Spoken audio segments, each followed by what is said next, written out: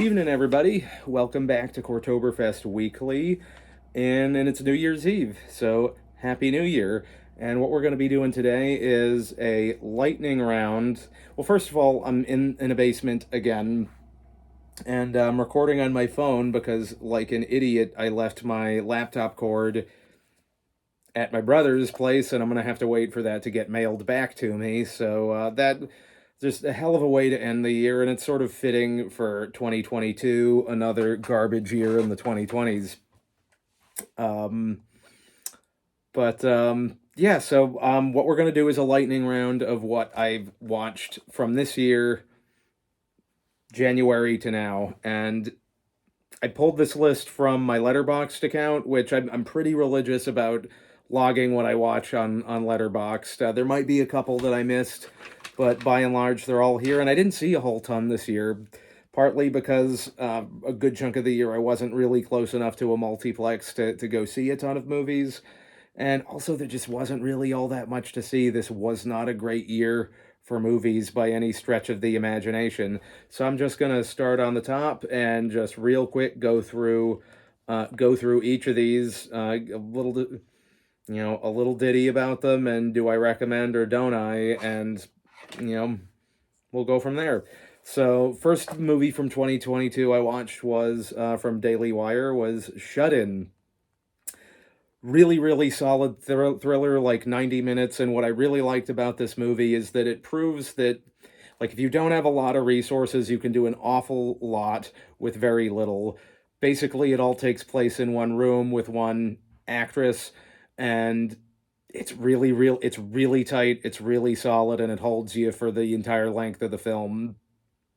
um definitely recommend that one. And one of the funny things about it, and this is where, like, you can only take film critics so seriously, is that a bunch of them were writing after the fact that they were tricked into liking a Ben Shapiro film, which kind of just says where critics are at. Whether a film is good or not is very contingent upon whether you share, you know, whether you're a good Democrat or not. And that's not real. As a film critic, that's not your job. If a good movie is good, it's good. Most of the movies I love, 99.999% of them are made by liberals, and they're very talented people. The fact that they're liberal has nothing to do with it. They made a good movie. James Cameron, very liberal guy. Aliens is one of my favorite movies of all time. He's not using his movie to hawk. It's when you cross the line into hawking your ideology in your film, that's when it becomes an issue. But critics for 2023, your actual job is to assess whether something is quality based on its merits. Um, and yeah, if something is flagrantly right wing and pounding you over the head with it, yeah, that's a legitimate criticism. But if it's not, I mean, come on. Anywho, moving on. Next film on this list is Uncharted, which this film I honestly forgot that I forgot it existed. I forgot that I went to it. I went with a bunch of my family. We actually made a night of it, but I forgot about it, and that sort of speaks to the quality of it. It's a very milquetoast movie.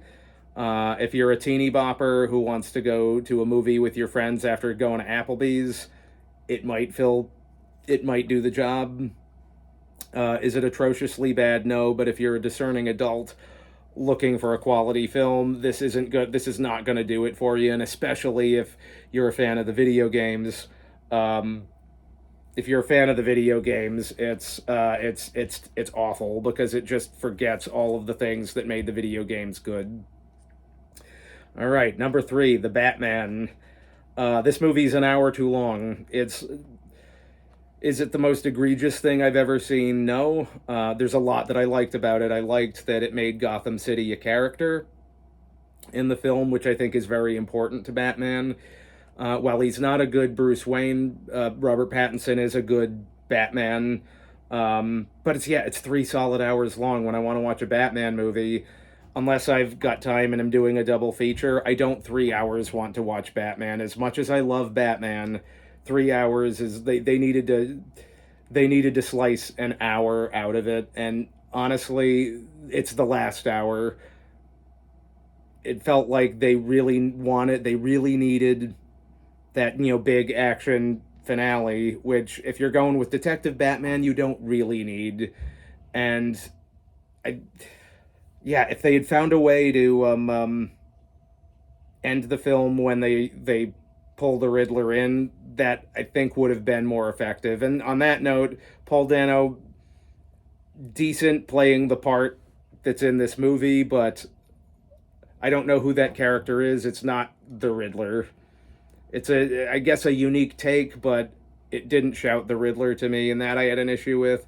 Colin Farrell, great Penguin, though I do question why we needed to cake him in fat makeup when you could just cast, an actual heavy person. It seems like you're spending a lot of money on makeup that doesn't need to be spent when you could just cast someone who looks more the part. So I have questions about that. So Batman, I get don't really recommend. I would go back and watch Christopher Nolan's trilogy instead. And that was a little disappointing because I'm a big fan of Matt Reeves' Planet of the Apes films, and I think he let us down a little with the Batman. It's weak tea largely because it overstays its welcome by a full hour. All right, next on the list, Death on the Nile. Very cute whodunit from Kenneth Branagh. I love how much Branagh clearly loves Poirot as a character. Is this movie going to blow you away? Probably not, but you'll be entertained. It looks great. The cast is great. And again, you can feel the love that he has for the material, and that goes a long way. So I'm really looking forward to seeing. I think it's either 23 or 24 when his next outing as the character comes out, and I'm looking forward to that because it's very, very charming. So that one gets a recommend. Next on the list is Ray Donovan the movie, which this is an interesting choice because it's not so much a theatrical film as much as a rushed. Our show got canceled. We got to wrap it up, and we were granted 2 hours to wrap it up, and that's what it feels like. And it's really, I really liked Ray Donovan the show. It's really great. Liev Schreiber is great, and the entire cast. You got Liev Schreiber, you've got John Voight. Great performances in the show, and they really drop the ball. And I understand you're trying to cram a full season of television into a made for TV movie, but it felt rushed, and that a lot of plot points were missed, and it was very disappointing for a show that is, I think, worth your time. The ending may not be worth your time. The next movie on my list, one of my favorite movies this year, The Unbearable Weight of Massive Talent with Nicolas Cage. This is a must watch for this year. One of my absolute favorites. We're all kind of familiar with Nicolas Cage's history of spending and not paying his taxes, and having to take he's had to take every straight to video thing that he can to sort of deal with that. But he takes that in playing Nicolas Cage playing Nicolas Cage. He sort of takes a delightful riff at his own, at basically his own reputation. And there's a lot of great. It's a beautiful buddy film with him and Pedro Pascal. It's got him dealing with his family and him dealing with legacy. And what I do love about it is when he talks about acting in this film, I do believe that's how that he actually is that passionate about it. Because no matter how bad a bad Nicolas Cage movie is, you cannot say that man is not giving 110%. He definitely loves acting, and I think that comes across in this. And he's having a really playful jab at his own reputation, and it's fantastic, and it's sort of a reminder of all the reasons why we do love Nicolas Cage for all his foibles. He is a national treasure. All right, next movie, Lost City, with Sandra Bullock and Channing Tatum. Enjoyable comedy. Glad I watched it. Would never need to watch it again. the cast made it watchable. They all played really well off of each other, and particular props to Daniel Radcliffe, who's very funny, and I'm enjoying seeing him, get pick things that are as far away from Harry Potter as possible. But is this movie particularly good? No. Will you enjoy it? Probably. Like if it's on, I forget which streaming service it's on, but if you've got it's if you got some folks over and you need a background movie, it's not a terrible background movie, but nobody's going to remember it 5 years from now. Next on the list, The Northman. Great movie, really, really cool, very weird, great visuals. It's very strange and hard to describe, but it's from Robert Eggers, who did The Lighthouse. The Lighthouse was very, very strange, but this is a little bit more straightforward of a narrative. Um, I it's hard to describe. I would 100% 100% should see this movie. Um,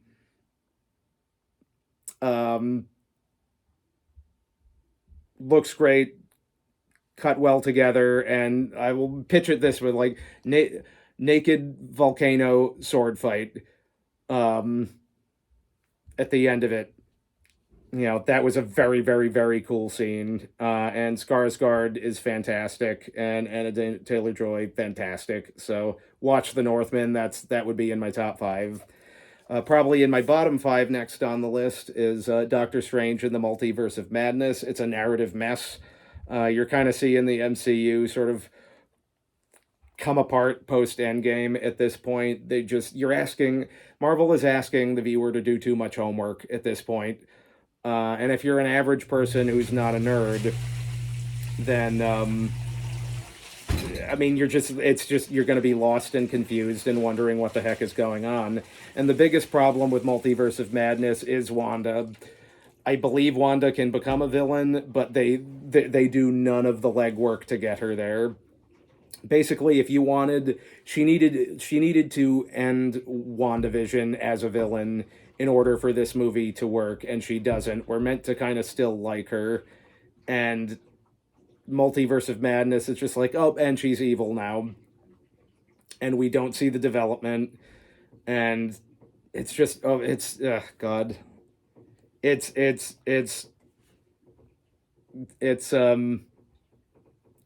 I don't recommend. It's one of the worst of the MCU. And it's coming apart, and the multiverse stuff is going to get really jankety to try to juggle, and I don't think they can do it. All right. Next film on the list is I would say the hands down winner of the year is Top Gun Maverick. Fantastic film, top to bottom. It's a classic traditional story that it's the type of thing that in sort of the difficult times we're living in, we want Top Gun Maverick. We want the classic heroism. 2 hour runtime. It's just a shade over 2 hours, so it's got the right runtime. Amazing stunts. It doesn't overuse CGI. It's just an all-around great movie. In particular, I would say it's a highlight scene of the year is how they deal with Val Kilmer, and the fact that he can't act anymore was not that he can't act, that he physically like acting like he basically can't speak, and they deal with it very beautifully, and it's I think one of the best scenes of the year. So I would say Top Gun is my number one of this year. It's a fantastic film. Next film on the list. It is a bad movie, but I did enjoy it. Jurassic World. Jurassic World Dominion. Yeah, by all technical means, basically they're taking two different movies, one with the original Jurassic Park cast and one with the Jurassic Park cast, and just cramming them together, and it's just one giant mess. But there are dinosaurs, and it does have some nice moments with the original cast that I really did appreciate. So I think probably for nostalgia, I enjoyed it. Would I call it a good movie? I would not. It's a mess, but it does. I think have a shot that's very indicative of where we are. Um, in terms of Hollywood filmmaking at the very end. You've got it is, the island is, they're not, well, actually, they're not on the, wherever the heck they are at this point. We don't, I mean, that's the extent to which the plot stuck with me, but you've got this entire cast of your good guys crammed into a little helicopter, and it's the visual equivalent of it's the visual representation of where we are with Hollywood, and it's box checking.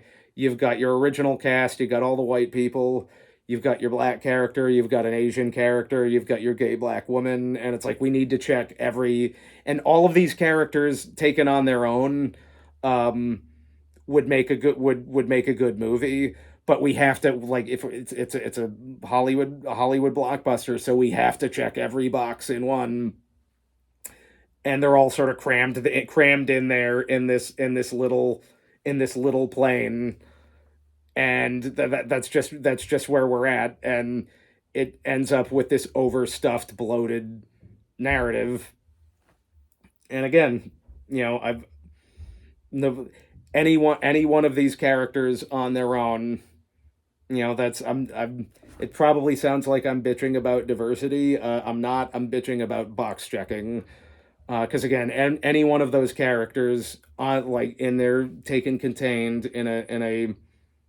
um in a focused narrative, would make a good movie. But we've got to for we've if we just got to jam everybody in there, and it's focus. If there's 2023, Hollywood, if with like focus, pick your pick your characters that you want to make the story about, and focus. And I mean, if I have a comment about Jurassic World, it's not focused. Um, it's a big bloated mess. Next on the list, from this one again is from Daily Wire, Terror on the Prairie: Return of Gina Carano, and I enjoyed it. It fell squarely into the my it was fine category. I don't have much experience with westerns, but I loved the visuals. Her performance was very strong. It was a little slow for me at times, but that might be just westerns being a deliberate pace. I like it was fine. It was fine. I enjoyed it. Would I go back and watch it on repeat? Not necessarily, but it's a good, like, you gotta start somewhere, and um I will say they draw you in really quickly. And one thing, if you've seen Bone Tomahawk, that Bonfire Legend is great at is practical makeup gore effects. This movie opens with a phenomenal um, a phenomenal piece of gore that really gets under your skin and really sets up how bad the villains are. So do I definitely recommend it. Is it going to be a sort of repeat, watch it over and over again? Probably not. Um, Next one on the list is Lightyear, which is, I would say, mid-grade Pixar. I didn't not enjoy it, but it didn't bring Toy Story 3 energy, but it also didn't have Cars 2 energy. It was very sort of exact middle in terms of quality, and at this point in Pixar, I sort of expect a little bit better than that. So again, sort of similar. Did I enjoy it? Yes. Would I have I bought it, added it to my collection? No. It's not going to be one of those that's on repeat. And I would say my biggest beef with it is the text at the beginning that says that this is the movie that Andy saw that made him want the Buzz Lightyear doll. And you look at the context clues of Toy Story 1 and 2, and that's just clearly not true. Buzz Lightyear is from a movie with the plot of Star Wars wrapped in a Star Trek package. It's this bastard combination of Star Wars and Star Trek, which Lightyear definitely is not. And I guess props for trying to write a clever story. Um, I'm all about new and original, but also I do love my continuity, and clearly the movie they made is not the movie Andy saw. If you grew up with Toy Story and if you know those movies back and forth, um, Lightyear is not that movie, but it's okay. It's you know it falls into the it was fine category. Next on the list is one of I would say number two, right behind Top Gun. It's an Indian film, RRR. This is a fantastic action movie. It's got great themes of friendship and patriotism, and it's three. I was expecting to. It's 3 solid hours long, and I was expecting to break it up over 2 days. And I watched it right through top to bottom. It's an amazing film. Um, I highly recommend. Like, this is a must. This is a must watch for me. It's on Netflix. I would carve out the time and watch RRR. It's an amazing film, and it's the type of thing that it's the type of movie that Hollywood wish it could still make. Check that one out. The next one on the list is The Man from Toronto, a Netflix film that I did not finish because it was very bad. I love Kevin Hart, but oh god, and what's the my I'm drawing a blank here. Oh good lord, the co-star from Cheers. Oh no, Woody Harrelson. Woody Harrelson. I love both Kevin Hart and Woody Harrelson. This is a very poorly written movie. Skip. Don't bother. Next thing on the list, Everything Everywhere All at Once. This is another I would say top 10 for this movie is what Doctor Strange in the Multiverse of Madness wished that it was. It covers all of the same themes, but in a much more mature human way, and the characters actually feel down to earth, and Michelle Yeoh is great. This one I actually need to watch a second time because there is a lot to unpack there, and I need to get that second viewing to really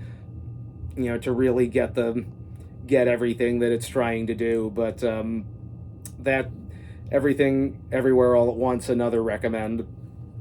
Next on the list, The Gray Man, another Netflix film that I did not finish because this one was not necessarily awful, but boring.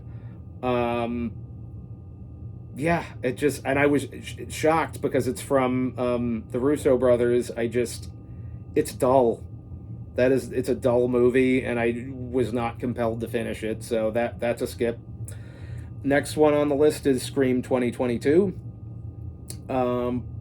A decent movie. I was curious to see how this franchise would keep going after Wes Craven, and it's not bad. It introduces some new characters. I do think it gets a little how do I put this? The kill scenes I think are a little mean-spirited in this movie. I think Scream 1 through 4, it was always very, I mean, you had the blood and the guts, but it was always very tongue-in-cheek.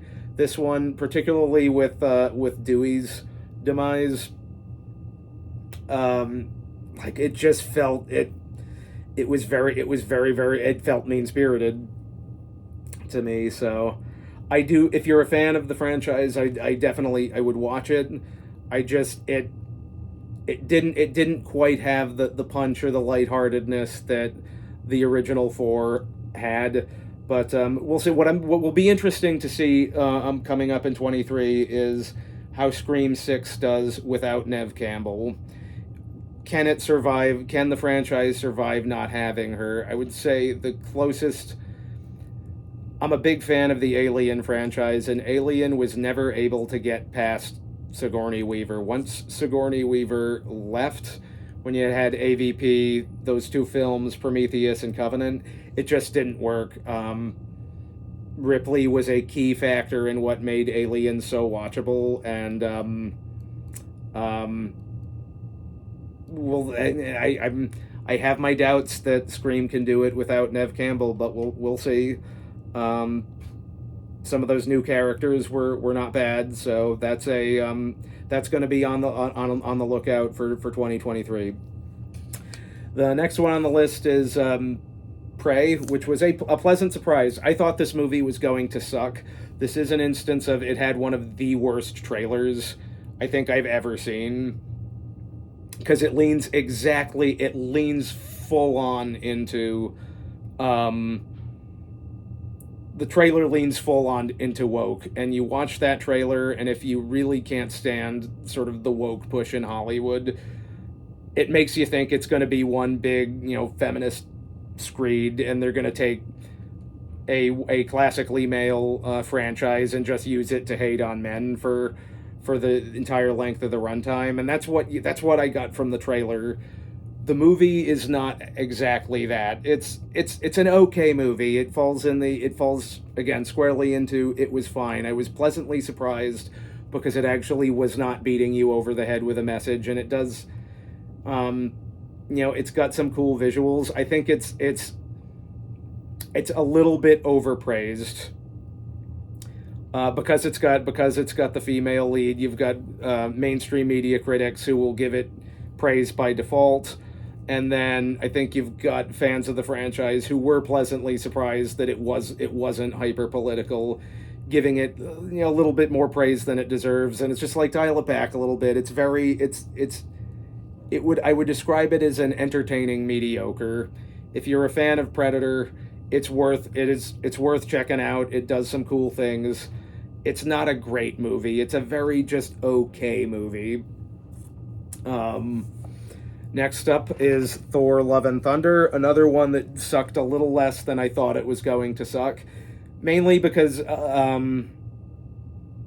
there's things that suck about this movie and things that don't. What sucks about this movie is they've totally turned Thor into a joke, and that's where you go back to the original film, where it was taken a little bit seriously, and Thor was this arrogant man who needed to be taught humility, and it was taken seriously, and that's what I think really worked about it.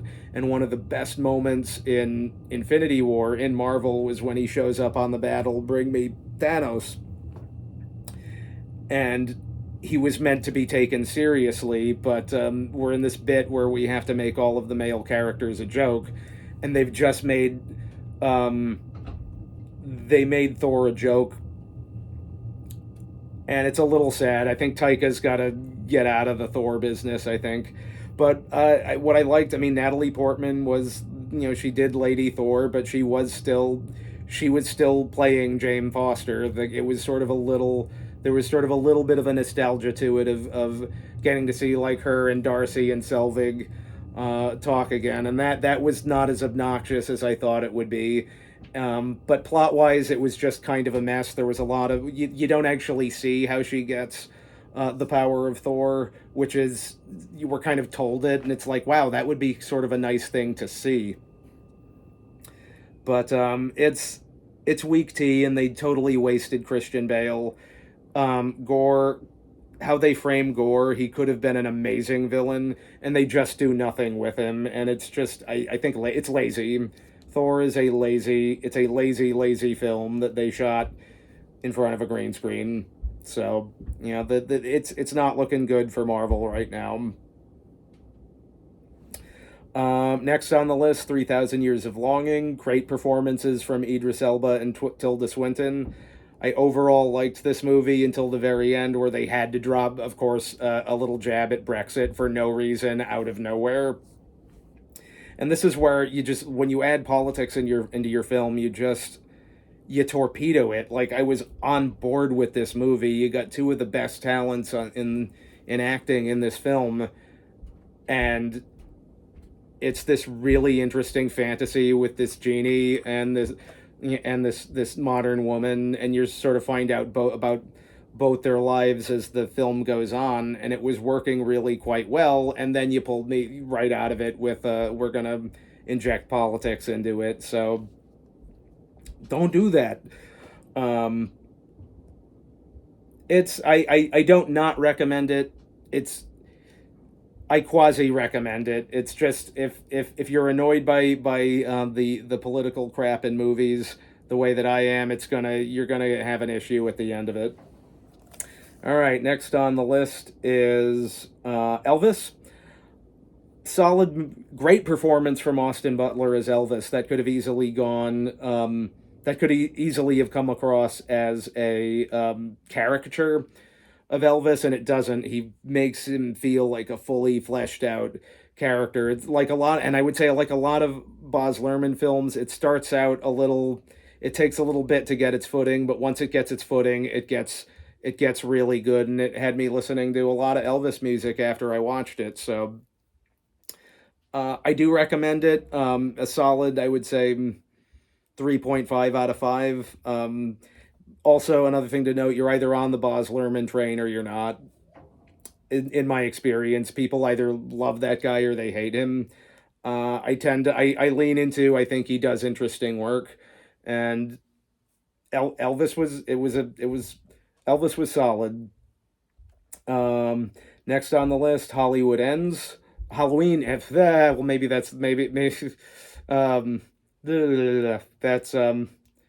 what do they call it? Freudian slip there. Halloween Ends. Um, Not terrible ending.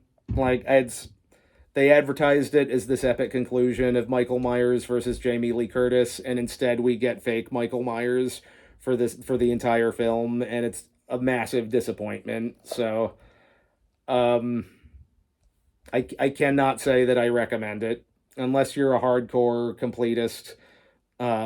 You could skip that movie. Up next on the list, Blonde. Amazing performance from Ana de Armas. I do think the performance is better than the movie. The movie is a little overlong. Um, it's a great look. It's very interesting to watch. Um, it's very interesting to watch. I believe it's my understanding is that a lot of it is very fictionalized, but she's fantastic. Like Ana de Armas is fantastic. It's worth watching for her performance. I'm on in regards to the actual plot. It's too once again too long. Um, yeah, it makes you think. It's worth watching because I do think it made me think. It's a movie that made me think. I don't know that it 100% works. It's not going to be on a repeat playlist, but it's a great performance. Um, Up next is Bros. I would say 60% I enjoyed, 40% was aggravated by him. The main romance plot is good. I like because basically it's the story of this cynical guy who doesn't really believe in love who finds it, and I liked that portion of it. Um, Billy Eichner he lets his ideology get in his own way. The portions of it where like you're obligated to call all conservatives vicious bigots. That is it's like obviously for me annoying. And like I think you'd have a solid if you could get out if he could get out of his own way, he'd have a better movie. But the main plot thread was good. I'm not a big fan of the raunch comedy, so the copious amounts of graphic sex, not a big fan. Not entirely a fan of. I kind of miss the era of the PG-13 comedy. And I would say, like, realistically, in terms of box office, this is a movie made for New York and LA liberals. So, which is why it didn't do that well. And it's like, and that's if you're making a movie for that crowd, that's fine. That just maybe might mean that you can't spend 20 to 30 million on it because you're not going to make that money back. But yeah, like I didn't, and on in terms of I did a little bit of criticism towards conservatives. I think maybe like I think a little bit too much in the neener neener. This movie didn't make any money category, because it's like very, the ideological portions of it were very transparent. And if you're not like, I mean, I watch movies all the time, I watch trailers all the time, and the trailer was actually, I think, pretty good, and I could sort of parse out, okay, these parts of this romance part of the movie, like that is going to be pretty good. These other, the more political parts of the movie, not so much. So I under like, and it's like one of those, I understand the desire for to have representation in film, because for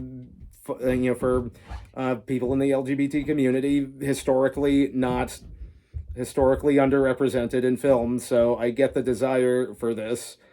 So I think reveling in its failure is a little bit mean spirited, and I think we can't, like we're better off not being mean spirited, and I can only speak to how I personally felt about the film. I there's it's 60% good, and that's where I'm a little disappointed, where there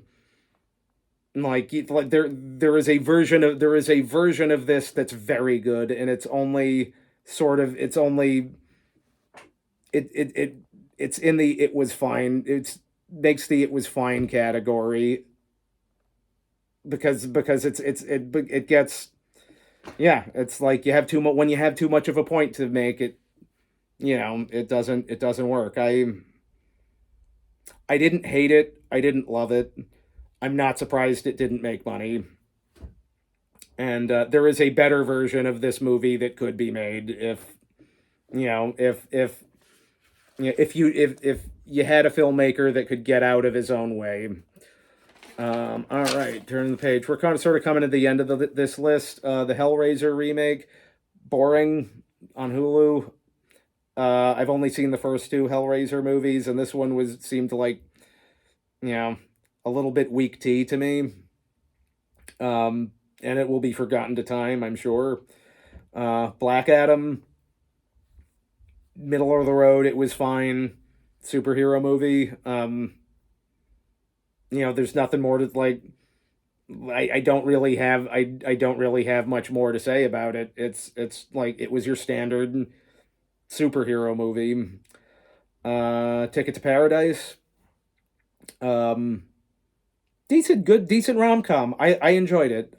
Would I say did I saw it in theaters? Would I recommend it to theaters? Not necessarily. I'd say wait for streaming. But Julia Roberts and George Clooney are they're still really charming, and they clearly, they work very well together, and it's a solid movie about a divorced couple working through their issues.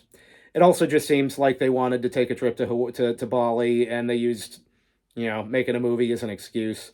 Empire of Light we talked about last week. Good elements, but the sort of every like if you're conservative, you're racist is that message was a problem for me. So that sort of another one that torpedoed itself. Um, Banshees of Inisherin.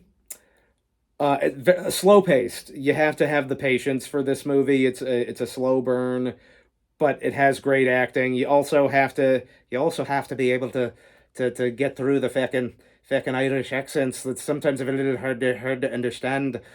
Um, but good performances. I would recommend this one. Christmas Story Christmas we talked about last week. Very good. Check it out. Spirited. Check it out.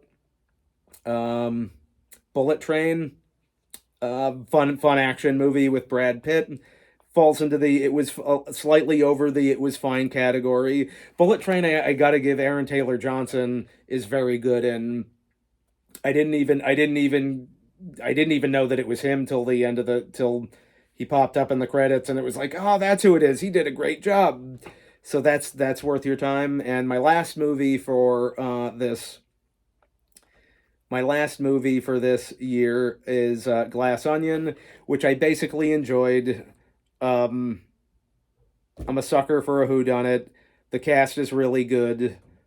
They sort of the cast is entirely caricatures, which is fine. They're entertaining caricatures, and the problem with Glass Onion, and this is right now, I think, a problem for Rian Johnson, who I do think is he is a talented filmmaker. His ideology is in his own way. Um, he has a message to send, and when it's very clear that you have a message to send, um, it's sort of hard to get fully invested into the story because you're just thinking about the message the whole way through.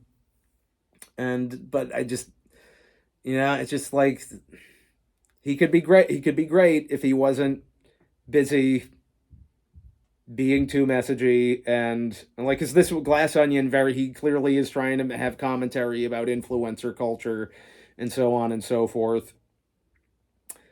And it's like, okay, fine, like, just what's the is the mystery good? But I will also say Daniel Craig very good in it. That man clearly is in a state of joy for not having to play James Bond anymore. And his lead, oh god, what's her name?